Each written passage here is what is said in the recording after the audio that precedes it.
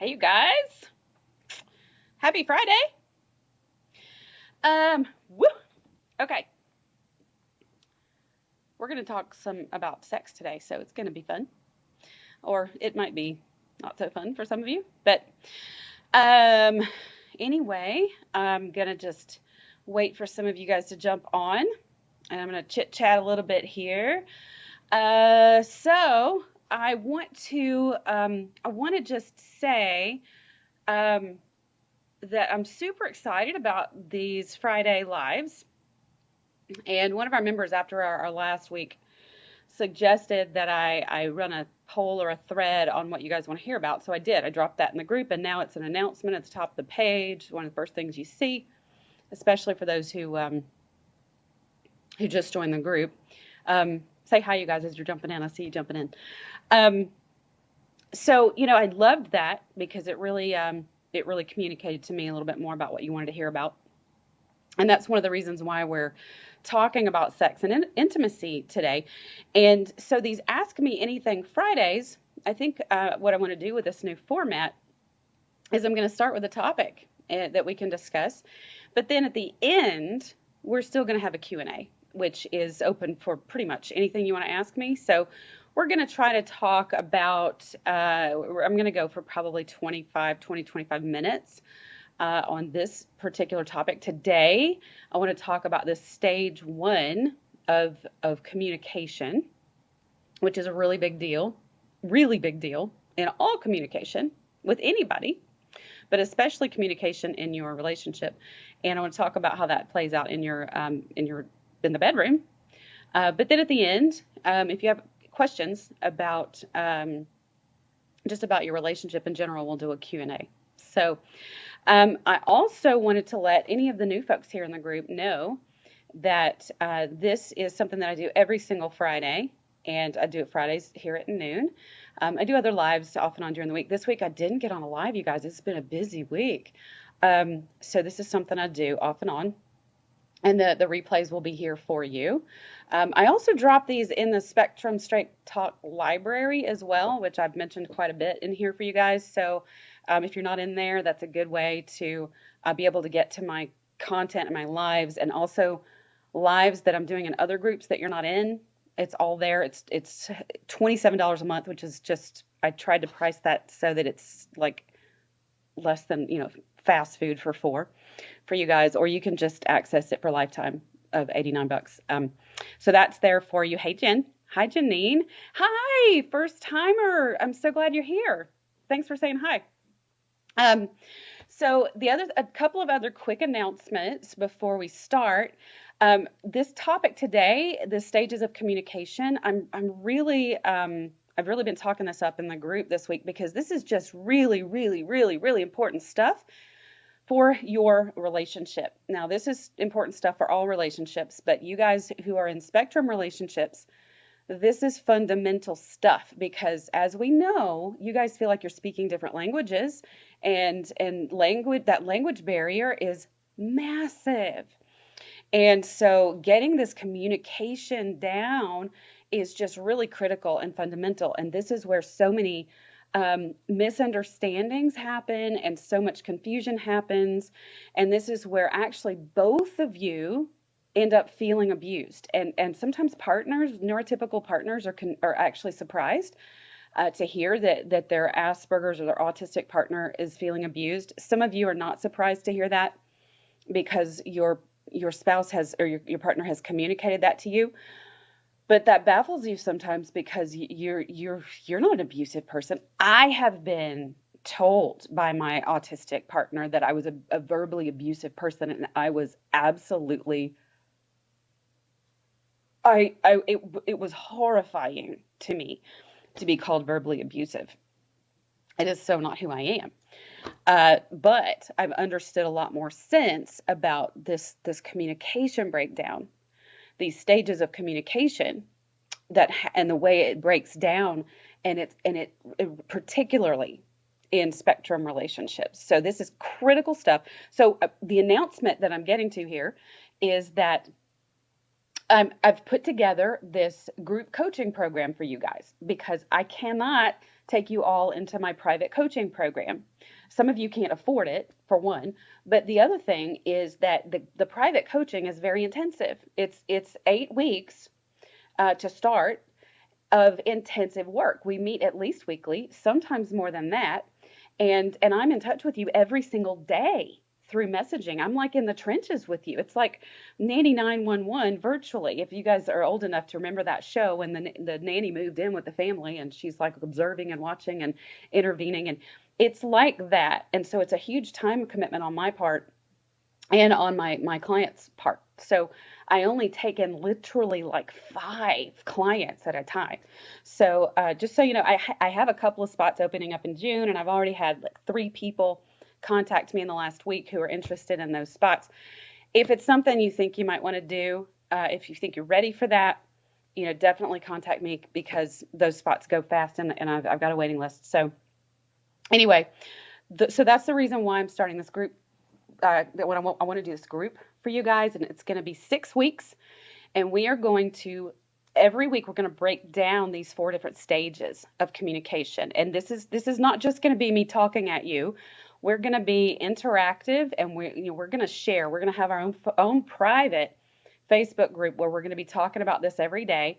We will meet every single week where I'm going to be coaching you every single week. But then we're also going to be talking about your actual relationship, and you're gonna be sharing and working with each other actively through that 6 weeks. And so it's going to be I'm really looking forward to working with you guys on this. So that program, I'm going to be starting enrollment on that on Monday, I believe, is when I've got it set up to start, and that is going to be $487 US dollars. And I haven't figured out the exact day that we're going to meet every week, but those weekly coaching sessions will be recorded, and you will have a portal where you can get in and watch the replays if you can't meet live. Live is best, it's great, but if you can't, you'll still get a ton from it, even if you have to watch the replays. So anyway, keep an eye out for that announcement on Monday. All right, so let's talk about stage 1 of communication. So we've been talking about this in the group, and stage 1 of communication is basically what we bring to a conversation. And when we're talking, let's just talk a little bit before we go into the bedroom, and intimacy. What we bring to a conversation. So a breakdown of this, I've got my notes here. This is basically what is already in our mind, what's inside us internally before we even have this conversation. So this is our own theory of mind, which we've been talking about theory of mind. This is our own perspective, our own point of view. So this is where we are, how we see this, how we're approaching this conversation. We also have our own set of terminology and definitions about this particular topic. And this is something that really trips people up in regular relationships, but also in spectrum relationships, because individuals on the spectrum use language differently sometimes. And they may have a use of a word that is very different than your use of a word or a phrase or an expression. And you are both bringing those uses of terminology and definitions to this conversation. And if you don't learn how to, in stage 2 is how we interact. So it's important to know that we're bringing these different definitions into the conversation. And if you don't learn how to clarify to make sure that you're hearing and you're understanding, then there's so much room for misunderstanding and misinterpretation, and then room for feeling confused later on in stage 4 when we recall the conversation. And you recall it one way, he recalls it another way, or she recalls it another way. So that's what we bring. We bring our definitions.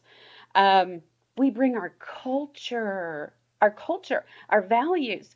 So this is a big one in a lot of topics, but it's really a big one about sex, right? I mentioned in one of the posts for you guys here this week that I'm from the southeastern United States. Okay. So those of you in the US probably know that this is the Bible Belt. This is called the Bible Belt down here. And so there's a strong, and just so you know, my background is Christian, and so I was raised in this strongly Christian faith community and culture here in the South. And we don't talk about sex down here. We don't, I did have a mother who told me about the birds and the bees, but it's just a taboo topic and it's uncomfortable, and it's just and so we just, it's not something that we did. It was like, for my mother and I were talking this weekend about how she got pregnant. She's a school teacher, and she got pregnant with my brother in the 60s, and she had to stop teaching because she couldn't be a teacher and have a big belly, because then the kids would know she had sex. And so it was, we just don't talk about it. So even now, here we are in the 21st century, and it still feels taboo sometimes. It feels uncomfortable. We don't feel comfortable being sexual beings. And so depending on the culture that you came from and the messages that you got from the culture that you were raised in. Now then we stop and think about, we're bombarded by sexuality in the social media. Not just social media, but the media in general. Sex is everywhere. But as women, we're also bombarded by being objectified. Men are bombarded by being emasculated sexually. And we're bombarded by these ideas about what sex is supposed to be, what it's supposed to look like. Pornography is so accessible now. When we were, depending on what age you are, before the internet came around, the most you could get your hands on was a Playboy magazine to see a naked woman. You could not see men and women actually engaged in sex for free with a Google search. So we're bombarded with all of this, and we don't know what to do with that. It's too easy. It's very easy to access. And yet we still have all these values about what it means. We have guilt, we have shame, we have whatever you are bringing to it. You are bringing this to your conversations with your partner about sex and about intimacy. And so this is a really important, when you decide to talk, when you want to have this conversation with your partner about your sex life, it's really important to before that conversation, to really stop and really get in touch with where you are and what you believe and your values and what those come from, and whether or not they're still yours, or if they're remnants and leftovers from what you were taught to believe, what you were told to believe, what society's telling you to believe. So it's super important to get in touch with yourself on all of that, because you're bringing that into it. Okay, then we also bring just our expectations. And a lot of these expectations are established by our beliefs and our values. What we're seeing in the media, what the books we read, the movies we watch. So what do we expect sex to be? What do we expect our role to be as a sexual partner? What do we expect our husband, our partner's role, our wife's role? Guys, if you're on this call, and I hope you are, or at least you will watch the replay, I tend to speak to women because I'm a woman, and I apologize, but I'm also speaking to you. What do you expect your role to be? What do you expect her role to be? What do you expect his role to be? These things are running like scripts in the background of your mind, and you don't even know it. You don't even realize it. Sometimes we're just not even aware of what these expectations are. And theory of mind means our ability to recognize that someone else has different beliefs and expectations. We even those of us who are neurotypical forget sometimes that others don't have the same expectations as us.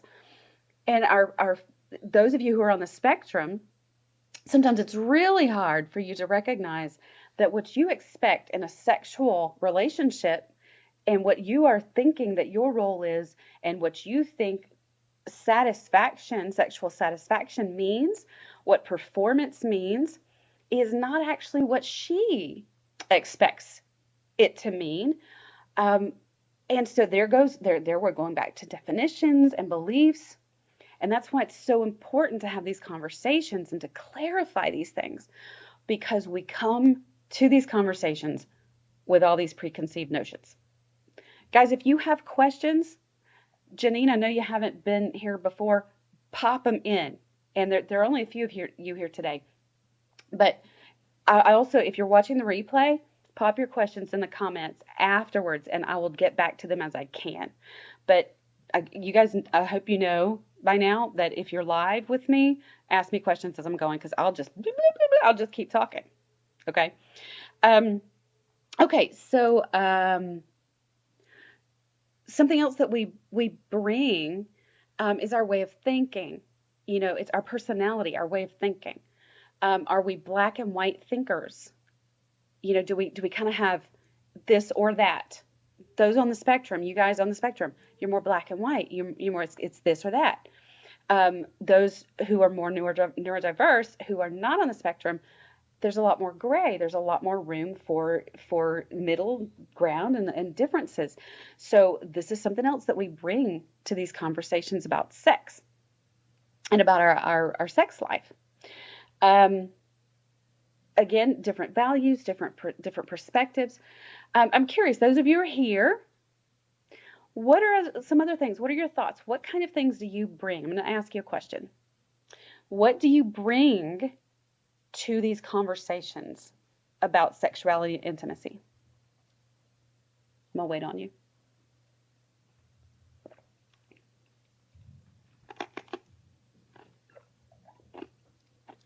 Oh, somebody left. They're like, nope, she asked me a question. I don't want to answer. I won't call you out. Anybody brave enough to talk about this? I think it's interesting. I'm just going to point this out.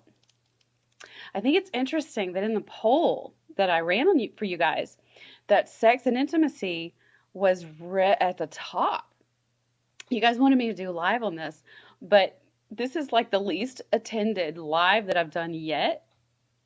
I think that's interesting. And now I've asked you guys questions and you're like, I'm not talking. I don't want to talk. And I'm not, it's okay. I'm not shaming you. I'm not guilting you. I'm just finding it interesting. And there again, I'm not surprised actually, because this is uncomfortable. This is uncomfortable stuff. Sex is one of those topics that it's uncomfortable to talk about. And if you're uncomfortable showing up here in a live, and I'm not judging you, I had to get comfortable talking about it myself. This was not easy for me. Again, Bible Belt girl here. Even as a therapist, I had to get comfortable as a therapist first in my career. And now as a coach, it's kind of old hat and I've been doing it for 20 years. But I had to get comfortable with it too. So I get it. I'm not shaming you guys. But the fact that less of you are here today and that you're not just pinging me with questions, this tells me that you are bringing that to your conversations with your partner too. This is uncomfortable, and it's also probably been something that's caused some pain in your relationship. All right, Janine's going to be brave. She says, almost 4 years with my partner. After 1 year, I checked that he is Asperger. Okay, so you're just letting me know. You've been with him for 4 years, and after 1 year, you discovered he has Asperger's. Okay, so, and that is an important discovery. Knowing that helps to understand that these types of discussions, particularly in the bedroom, are going to be they're gonna have their own set of challenges because of this, what we bring to it, the black and white thinking, even the neurology, the processing, the ability to talk about it. There's more there that's going to create potential pitfalls for you. For those of you who are on the spectrum, for example, those of you who are watching this replay, you are forming or have formed your ideas about what sex is, and it's going to be super important for you to recognize and understand, come to a place of realization that what your idea of sex is and what you believe is sexual satisfaction, what you believe sex is all about is probably not the same as what your partner believes. And so I encourage you to develop curiosity. Curiosity is a critical component in conversations about sexuality, about your sex life. Ask questions, be curious. Be curious to find out what your partner's beliefs and values are. All right, I want to open this up to you guys. I've kind of done my spiel on this stage 1 of communications, and I want to hear from you what your thoughts and what your questions are. And if you're just joining, that's okay. We're talking about what we bring to our conversations about our sex life and our intimacy and what we bring to the bedroom. So, what do you want to ask me? I'm here for you.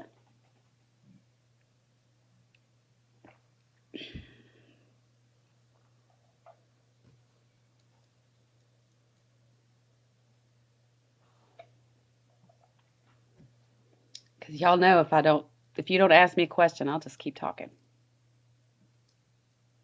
Those of you who've been with me for a while. All right, I'm just going to wait on you.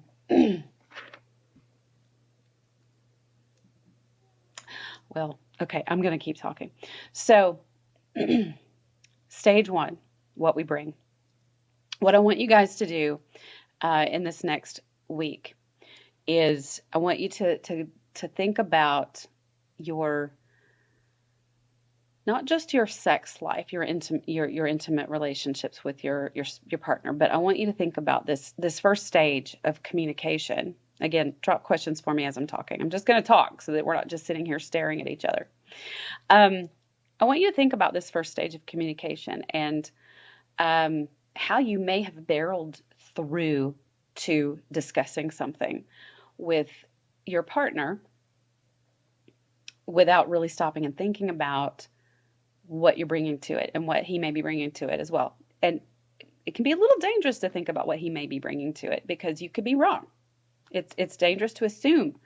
And we do that actually. We do assume we know what he's bringing to it or what she's bringing to it. So it's important to ask and clarify. Jen says, ha ha ha, LOL. To be honest, I wasn't aware that the past connected so much with our sex life. We grew up with such different views. I was in an extremely religious family with a bit of trauma also involved, so it's definitely affected me in the bedroom area. Yeah, and it's going to. And you know, I have mentioned this before, and I'll say it again. So many women who end up with men on the spectrum have a history of trauma. It's very common. I talked to another woman just yesterday who was calling me and wanting to talk about being a private coaching with me, and she had a history of trauma, and we were talking about how I have a history of trauma, and we choose these men because they originally, in the beginning, they seem very stable. They seem very emotionally stable, and that's because they're not nearly as emotionally. We've had this trauma background, which is just like a roller coaster. And if there was a live that I did in another group this past week about the differences between abuse and the behaviors we see in autism.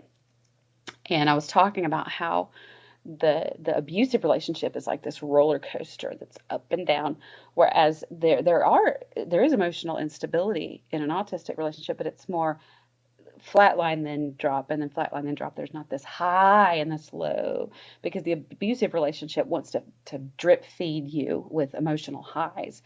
Whereas, we kind of, in an autism relationship, we start to lower the bar sometimes, those of us who are partners, because we don't get those highs as much. But in the beginning, that emotional flatline was attractive to us because we'd had this traumatic background. And I'm getting off on a tangent, but it very much influenced why we chose these men. And now it's affecting how it plays out in all areas of our life, and especially in our sexuality. Angie, hello. Okay, when you tell them things a million times, but it never registers or they dismiss it, what do you do with that? I process it as disrespect and I just give up. Okay, so when you tell them a million times and it never registers or they dismiss it, so what's happening here is there's some kind of error in communicating and receiving. So in communication, it's being communicated and it's being received. So there's this two-way thing. And I was actually, before I got on the call with you guys, I was thinking about this live, and I was thinking about how I've witnessed this happen in my coaching calls, where a couple actually I have them talk to each other, and about sometimes a topic will be will come up, and so I'm like, okay, talk to each other, and I sit there and I watch them, and literally she will be talking to him and he will be talking to her, and I'm literally watching them have two totally separate conversations, and they're literally not in the same conversation. And she'll say something, and then he'll say something in response, and then she'll say something in response, and he'll say something. But neither one of them is actually responding to the other. And Angie, you actually said something in the group about this. Sometimes when our partner's talking, we're not really listening. We're actually thinking about what we're going to say next. Sorry, y'all, my nose is itching so bad this spring here. Oh, gotta get it out. Okay. We're thinking about what we're going to say next. And so one of the things I do with my clients is teach reflective listening. And this is super important for everybody, and especially our folks on the spectrum, because it's really important to listen to hear, listen to understand, listen for meaning, to listen to our partner and then reflect back, okay, what I just heard you say, and not just play it back like a video, like a tape recorder. Oh, I'm showing my age, tape recorder. But play it back like, blah, blah, blah, blah. Parrot it back. Nope, but paraphrase it and say, and this is stage 2, by the way, stage 2. We'll get into that, but how we interact.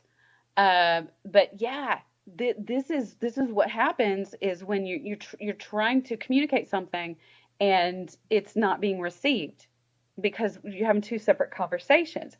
And a lot of times that's back to stage 1, Angie.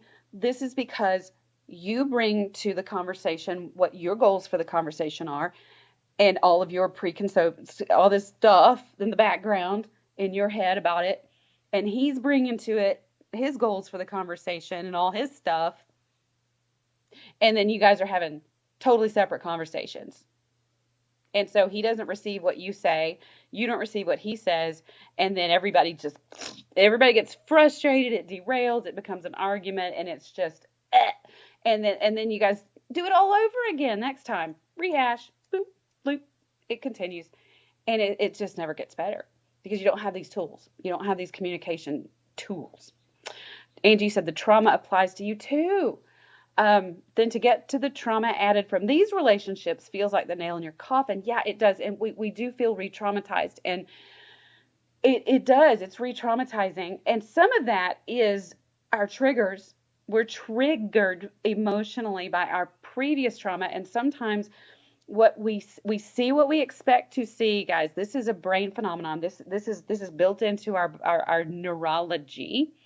When we've lived trauma, this is also what we're bringing to it. Stage 1, we are bringing to our conversations with our spouse, with our partner, our former trauma. So is he, she, whoever your partner is. Any kind of trauma from back there, we're bringing that with us, okay? And that influences what we're experiencing, and we tend to see what we expect to see, and we hear what we expect to hear.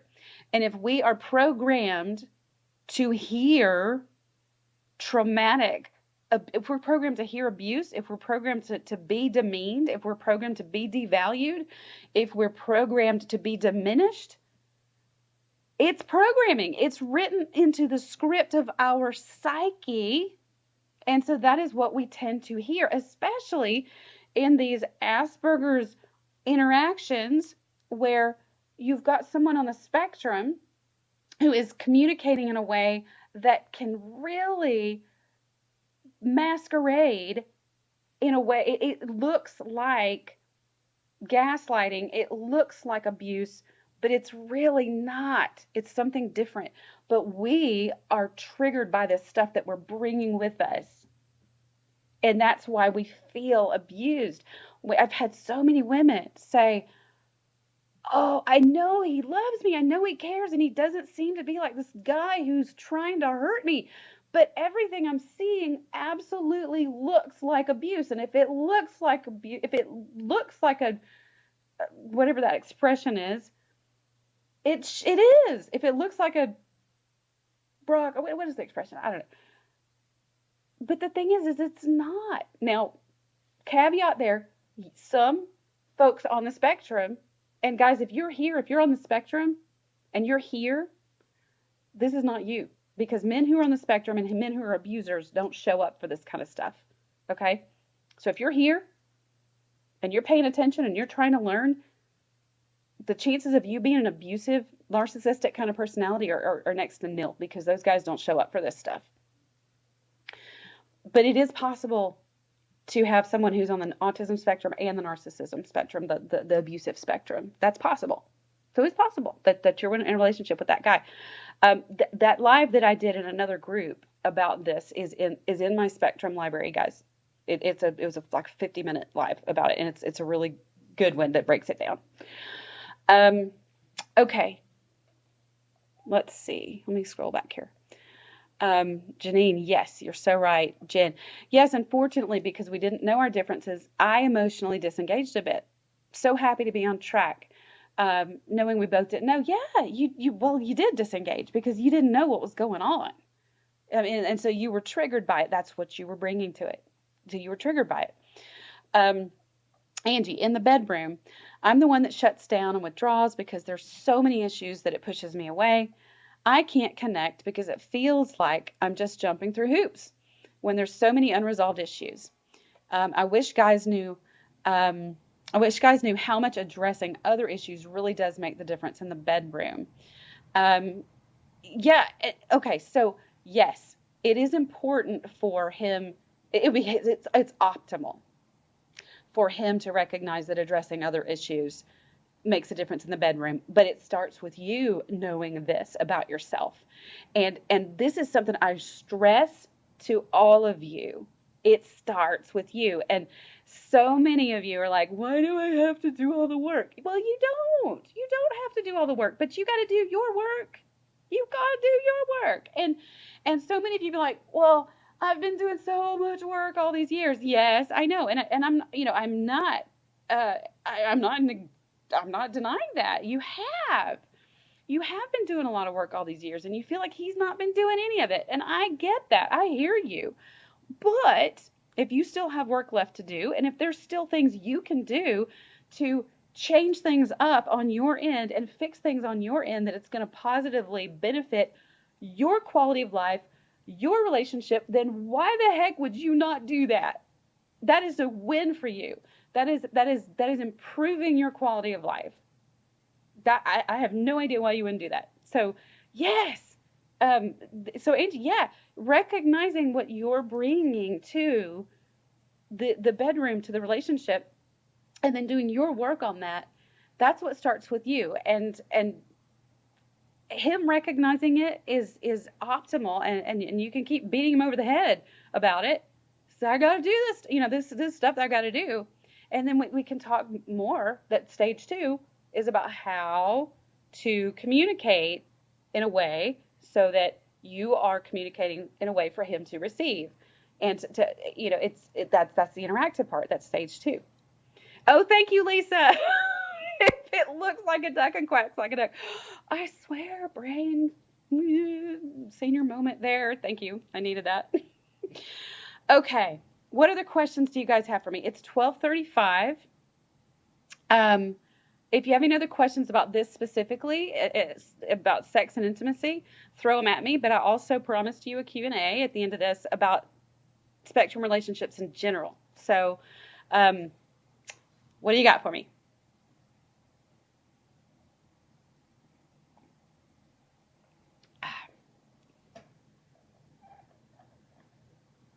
Somebody's laughing at Lisa. Y'all, I swear, my brain just does not give me what I'm trying to say. Sometimes it's just getting old is not fun. All right, Angie. But if I put out to meet his needs, then I feel used. I struggle so much with that. Okay. And this is what you're bringing to it. Okay. So if I put out to meet his needs, then I feel used. Now, there comes a point in a relationship um, where it's connected in a way that in a healthy relationship that's connected that, and again, I want to emphasize that in a healthy connected relationship, it's very, it can feel fine.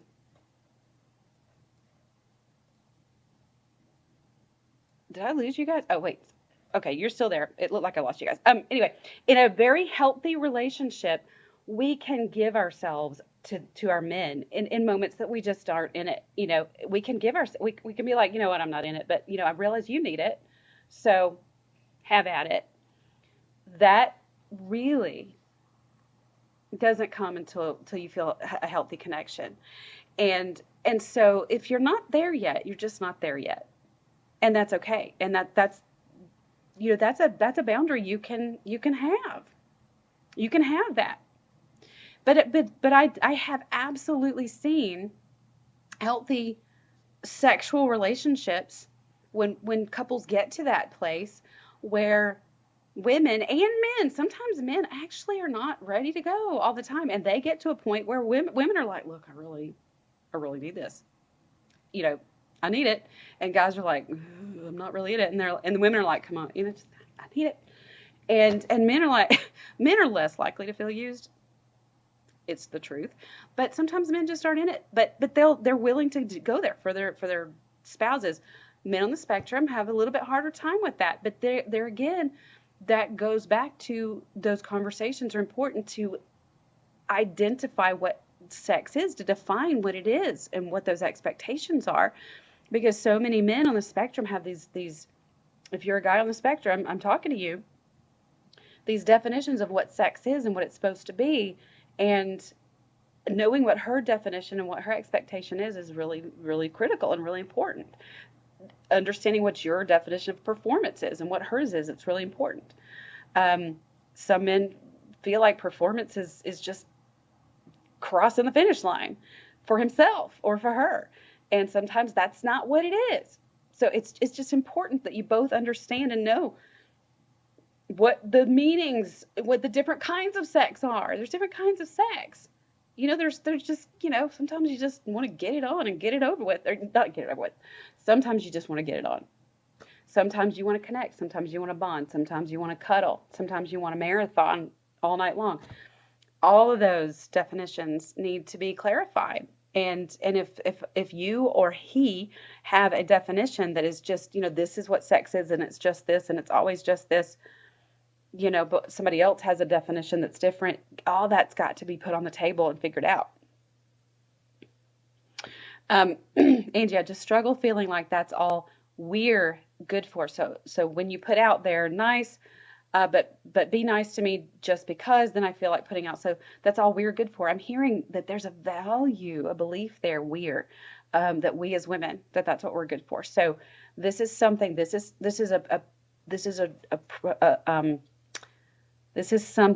something that's a pain for you, some kind of a value, a belief, a hurt that's coming up for you, a trigger that's coming up for you.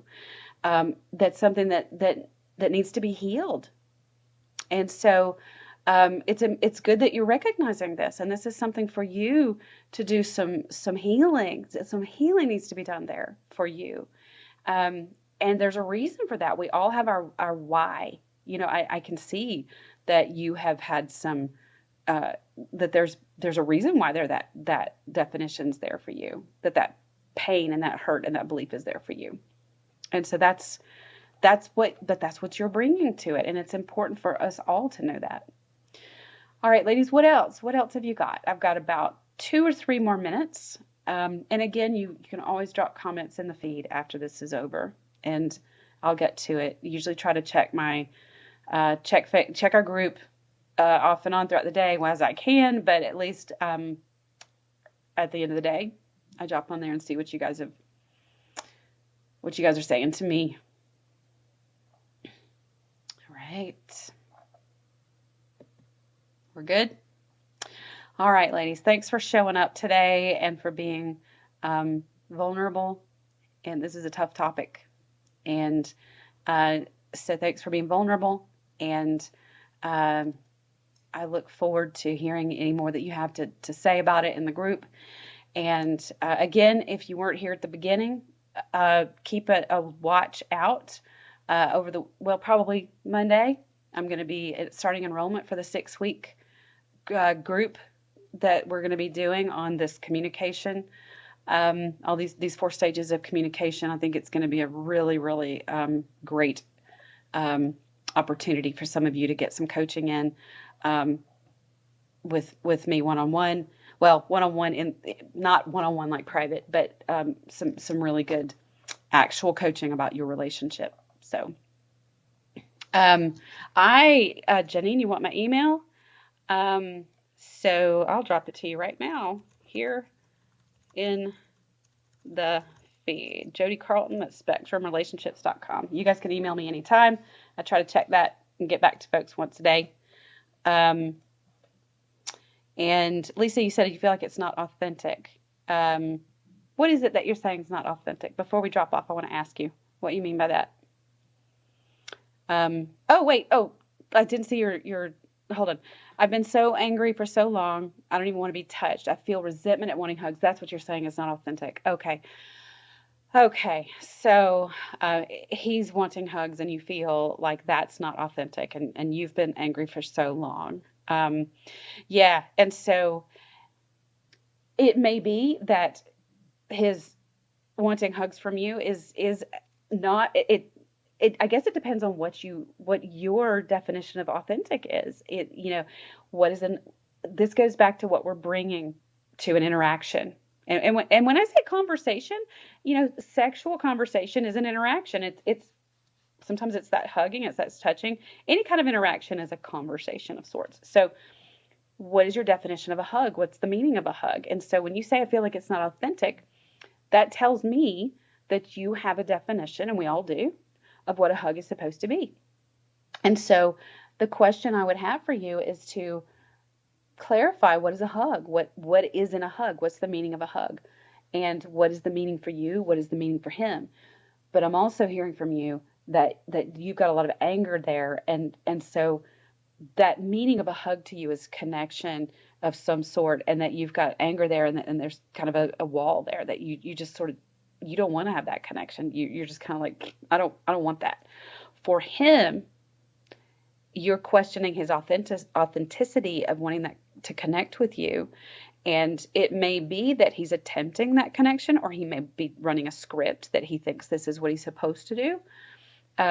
It's important to clarify what your definition and what his definition is. Got it, Lisa. Okay. You too, Angie. So much damage. There's damage.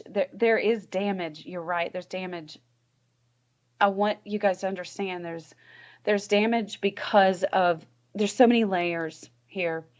The damage is from what you've brought to it, from what you both brought to it, and neither one of you knowing how to do this. And so the damage is there. And my private coaching folks, 2 of my couples this week, both actually, 2 of my couples, both, one said, I realize now so much that we've done to each other over the years. And two of them said that this week. there is a lot of damage, but I just want to say that as you learn about this, and as you gain insight and awareness and you start to make shifts and adjustments, there is a snowball effect. It's exponential as it can start to change and improve your relationship. So there is hope. There is hope in the ability to make this better. Okay? All right, ladies. Happy Friday again. I hope you guys have a great weekend. Welcome to those of you who are new. Janine, I was really glad to see you here today. And I will be talking to you guys again soon. Have a great weekend. Bye.